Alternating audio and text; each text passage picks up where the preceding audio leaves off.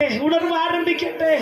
അവൻ പറ, എന്റെ ജില്ലക്കകത്തെ ഉണർവ് കാണണോ, എനിക്ക് എന്റെ സഭയിൽ അത് കാണണോ, എന്റെ തലമുറയിൽ അത് കാണണോ. ഞാൻ പറയട്ടെ, എന്റെ തലമുറയിലും എന്റെ സഭയിലും എന്റെ ദേശത്തും എന്റെ ജില്ലയിലും അത് വെളിപ്പെടണമെങ്കിൽ ഞാൻ ആദ്യം ഉണരണം. നിങ്ങളുടെ നെഞ്ചത്ത് കൈവച്ചിട്ട് പറ, കർത്താവേ